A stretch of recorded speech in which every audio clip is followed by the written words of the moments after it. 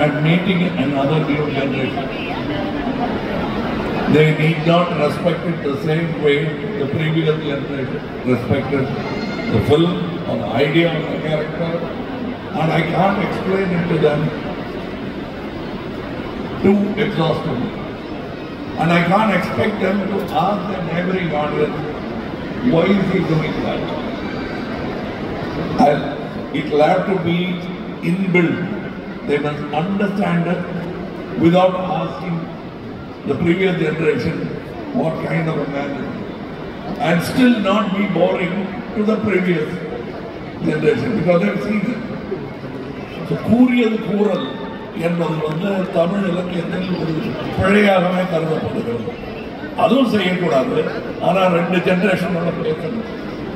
இது பெரிய சிக்கல் எனக்கு மட்டுமல்ல, இந்த படத்தை வசனகர்த்தா, திரைக்கதை ஆசிரியர் எல்லாருக்குமே இருக்கிற ஒரு விஷயம்.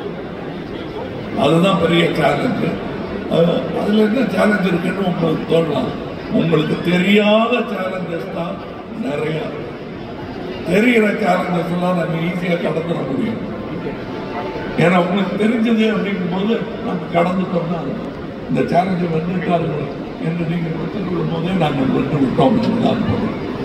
உங்களுக்கு தெரியாமல் நிறைய இருக்கிறது, நாங்கள் செய்யாமல் சாதித்த சாதனை நிறைய இருக்கிறது. அதெல்லாம் எங்க கூட வேலை செஞ்ச டெக்னீஷியன் செய்தார்.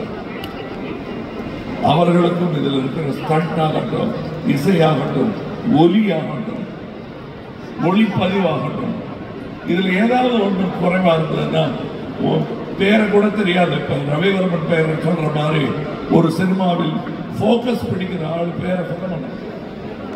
ஆனா அவர் 3 காட்சியில பிழைத்திருந்தால் அந்த 3 காட்சி மட்டும்தான் தூக்கலாக.